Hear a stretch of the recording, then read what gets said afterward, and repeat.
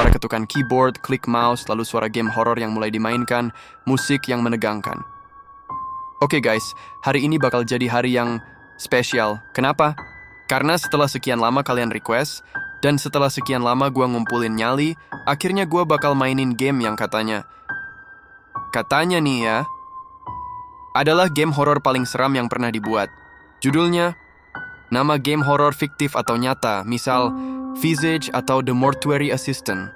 Gue udah lihat beberapa cuplikan, dan jujur, gue udah keringet dingin dari sekarang. Tarik napas dalam-dalam. Baiklah, mari kita mulai. Headphone udah terpasang, volume full, lampu kamar udah gue matiin biar dapet feel-nya.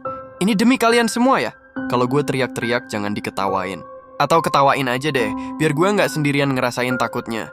Suara game dimulai, suasana hening, hanya ada suara langkah kaki karakter di dalam game. Oke. Kita ada di dalam sebuah rumah.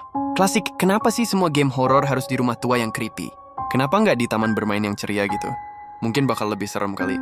Ya, suasananya gila, detailnya luar biasa. Gue bisa dengar suara langkah kaki gue sendiri, suara derit lantai kayu, bahkan suara napas karakter gue. Ini terlalu nyata, men. Baru jalan beberapa langkah, gue udah ngerasa ada yang ngawasin. Itu cuma perasaan gue aja kan? Tolong bilang ini cuma perasaan gue. Di depan ada pintu sedikit kebuka. Biasanya di film-film horor, ini pertanda buruk. Harusnya gue balik arah, tapi ya namanya juga game, kita harus maju. Bodohnya rasa penasaran manusia. Karakter membuka pintu, suara derit pintu yang kencang. Oke, ini kamar anak-anak. Ada mainan di lantai, ada kuda goyang. Tunggu. Kuda goyangnya barusan gerak sendiri nggak sih? Anjir, gerak dia goyang sendiri. Sumpah, gue nggak nyentuh apa-apa. Oke, tenang. Mungkin itu cuma bagian dari game, cuman skrip. Bukan berarti ada hantu anak kecil yang lagi main kuda goyang sambil ngeliatin gue kan?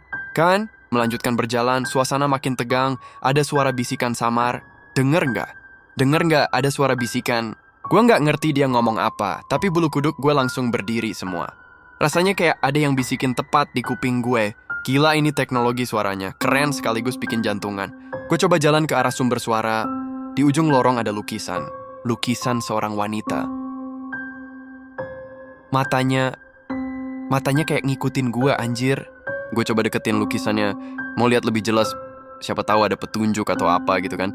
Makin deket, dan tiba-tiba muncul jump scare dengan suara sangat keras. Bangke!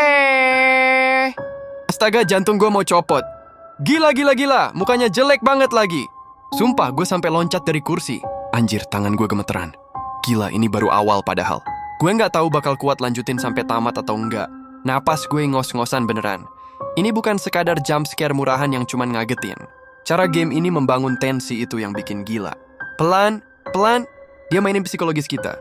Bikin kita paranoid sama setiap sudut ruangan, setiap suara, bahkan sama bayangan kita sendiri. Lo dibuat ngerasa nggak aman bahkan di saat nggak terjadi apa-apa. Justru saat hening itu yang paling menakutkan. Karena kita tahu, sesuatu yang buruk pasti akan terjadi.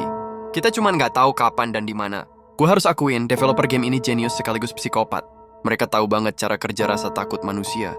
Mereka nggak cuma ngasih kita hantu, tapi mereka membuat kita merasa diteror. Perasaan nggak berdaya, perasaan selalu diawasi, itu yang bikin game ini bener-bener efektif. Tarik napas panjang, mencoba menenangkan diri. Oke. Gue butuh istirahat sebentar. Jantung gue masih deg-degan parah. Jujur, ini salah satu pengalaman main game paling intens yang pernah gue rasain. Buat kalian yang suka horor, gue sangat merekomendasikan ini. Tapi buat yang penakut kayak gue, mending nonton orang lain main aja deh. Jangan coba goba sendiri di rumah malam-malam. Gue bakal lanjutin lagi nanti. Mungkin setelah minum air anget dan nenangin diri. Kalian mau gue lanjutin sampai tamat nggak? Komen di bawah ya. Kalau banyak yang mau, gue bakal kumpulin lagi nyali gue yang udah berceceran di lantai ini. Sampai ketemu di part selanjutnya. Kalau gue masih hidup, wish me luck guys. Sumpah gue butuh banget keberuntungan.